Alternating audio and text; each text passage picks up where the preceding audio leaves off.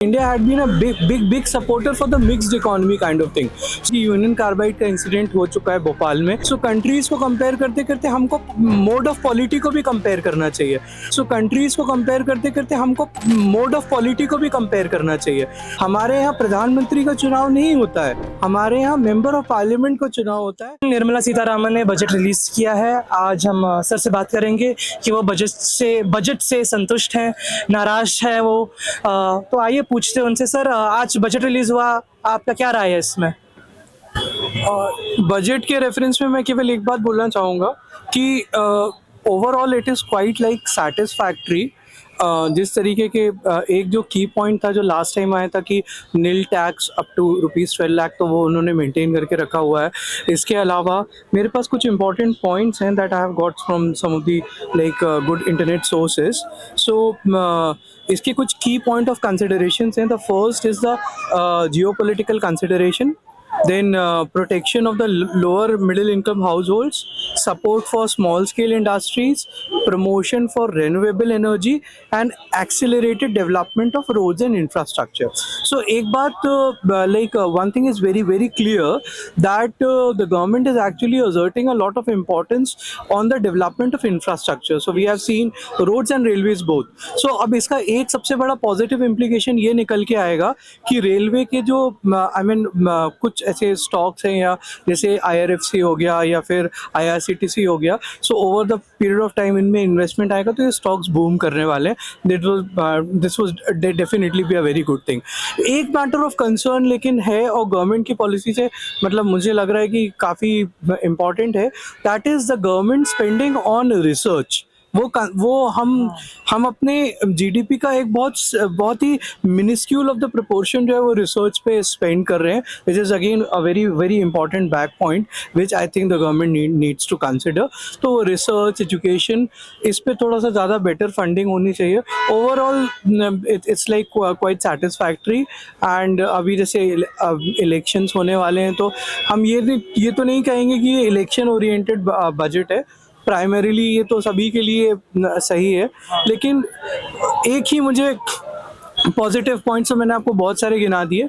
Negative point जो मुझे लग रहा है वो एजुकेशन एंड रिसर्च है, क्योंकि वो उस पर अगर हमको वर्ल्ड को एक डेवलप्ड इंडिया को अगर हमें एक डेवलप्ड इकोनॉमी बनाना है, which we are definitely aiming for कि 2050 किया उसके बाद हम एक डेवलप्ड इकोनॉमी की तरफ जाएं, तो बिना रिसर्च और एजुकेशन में प्रॉपर फंडिंग किए हम उस ड्रीम को कभी भी अचीव नहीं कर पाएंगे. तो this is a prime matter of concern.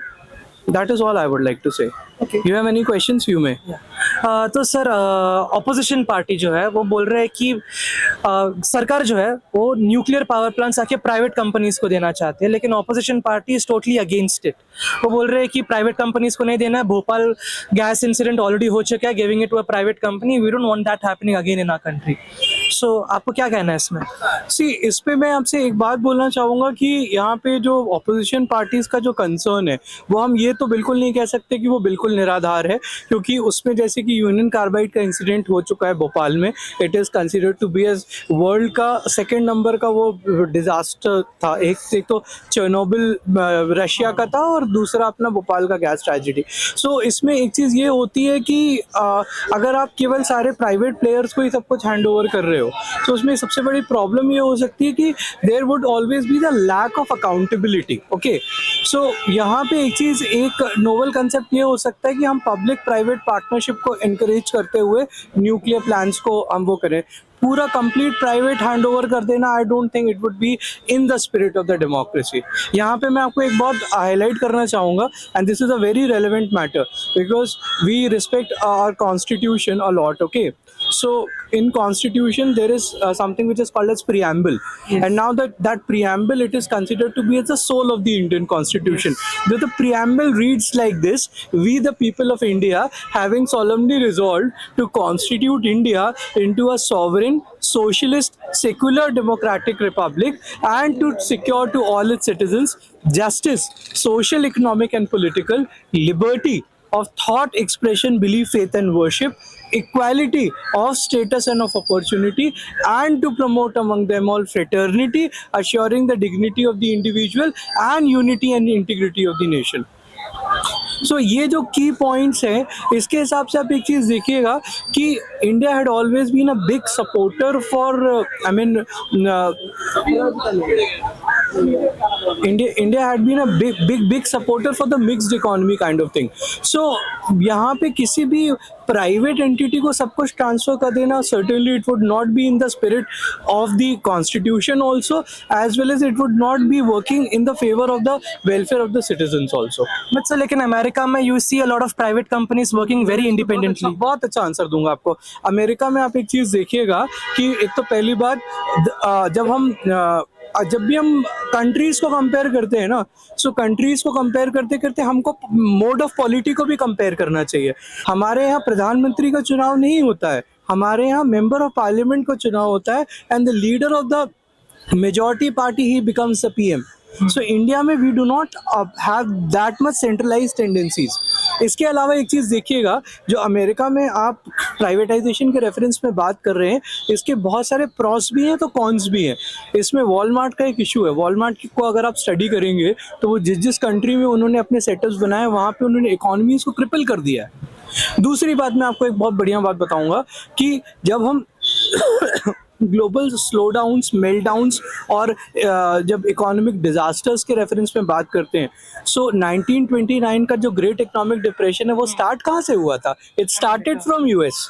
इसके अलावा that 1929 is not the only case. Even the global economic slowdown of 2008 it again emerge from US. So आप एक चीज़ देखिएगा कि अगर हम कभी भी या तो ज़्यादा प्राइवेटाइजेशन या कैपिटलिस्ट ओरिएंटेड इकोनॉमी की तरफ जाएंगे, या फिर हम ज़्यादा सोशलिस्ट की तरफ जाएंगे, both are the extremes, they are very fatal and disasters. India happens to follow the alternative path wherein we have private sector also, on the other hand we have the PSUs also to promote the welfare of the citizens. और ये जो welfare state का जो concept है ना, वो आप देखिएगा कि वो आपको प्रियम्बल में भी मिलेगा, वो आपको हमारे फंडामेंटल राइट्स में भी मिलेगा। Even you would find it mention in the directive principles of state policy also.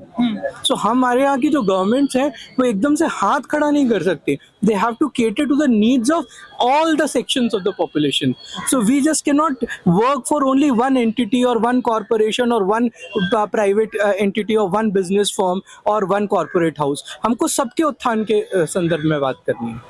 Okay लेकिन economically speaking we see a lot of capitalist countries going forward, और जो सोशलिस्ट कैपिटलिस्ट कंट्रीज जो है, अभी European countries भी जो है, दे are very crippled. उनका per capita income is good, but then economically growth जो होता है उनका, it's not that great comparatively to the West. जैसे हम लोग अभी कंपैरिजन ड्रॉ करते हैं तो when we see money wise, economically wise, अभी जैसे हमने अमेरिका को देखा था, they invested $1.3 trillion just on the defence, और हमारा एनुअल टर्नओवर ही $4.1 ट्रिलियन का एनुअल टर्नओवर है। सो इस पर मैं आपको बहुत सारे डायमेंशंस बताना चाहूँगा। सबसे पहली बात तो जो बात अपन करने की कोशिश कर रहे हैं यहाँ पे, वर्ल्ड को since today is the era of globalisation, so we can not see any country in the isolated sphere. So ये जो कंप्लीट कैपिटलिस्ट या कंप्लीट सोशलिस्ट जो हम बातें कर रहे हैं, पहली बात तो वो आज के स्फीयर में एग्जिस्ट ही नहीं करती, टू बी वेरी ऑनेस्ट। दूसरी बात, एक चीज़ देखिएगा कि जैसे कि मैंने आपको 1929 और 2008 का आपको एग्जाम्पल बताया, तो ऐसा वर्ल्ड में कहीं नहीं है कि कैपिटलिस्ट कंट्रीज ही जो हैं वो ही मतलब बहुत एक्सेल कर रही हैं। Socialist countries no doubt. अब आप देखिएगा तो अगर आप सोशलिज्म और कम्युनिज्म को अगर आप इतना सा डेनिग्रेट फॉर्म में देखते हो, तो 1948 के आसपास जो है वो चाइना को इंडिपेंडेंस मिला।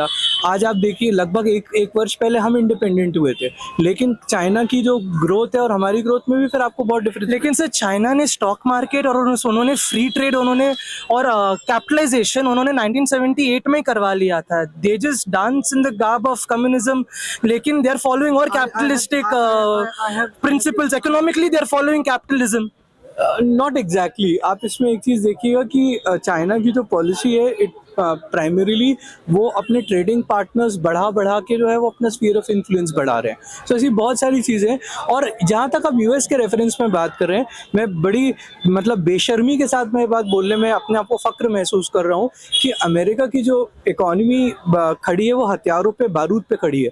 आप देखिए वर्ल्ड में जितने जियोपॉलिटिकल टेंशन्स हैं, उसका कहीं ना कहीं आपको जो रूट कॉज मिलेगा that is US.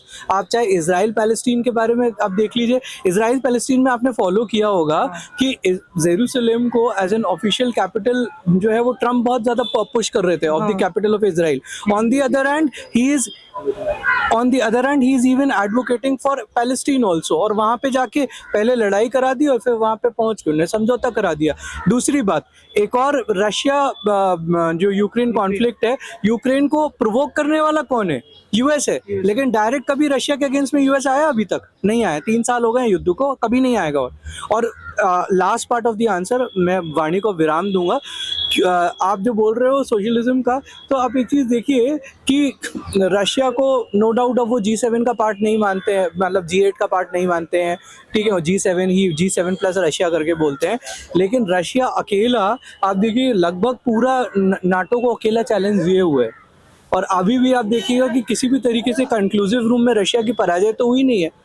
So world को हमको बहुत अलग लेवल पे देखना पड़ेगा. Today globalization is a need of the hour. So extreme capitalism, extreme socialism would not offer any kind of solution. The only pragmatic way is India, जो जिस spirit को हम follow करते हैं, and that is a path of the mixed economy. मैं last में 2 line बोलूंगा कि चमन में तिलाते रंगबू से बात बनती है, चमन में तिलाते रंगबू से बात बनती है, हम ही हम है तो क्या हम है, तुम ही तुम हो तो क्या तुम हो. Thank you sir. जैसे कि आपने सुना कि वो बजट के बारे में बात की हमने, कैपिटलिज्म, सोशलिज्म, सबके बारे में बात की हमने. वो कहते हैं कि कैपिटलिज्म, प्योर कैपिटलिज्म नहीं चाहिए, प्योर सोशलिज्म भी नहीं चाहिए, उसका जो एक मिड वे है वहाँ से चलना चाहिए हमारी भारत को. तो इसी से मैं समाप्त करता हूँ. मैं आदित्य आचार्य, कैमरामैन लोकेश ठाकुर, न्यूज़ पथ, दिल्ली.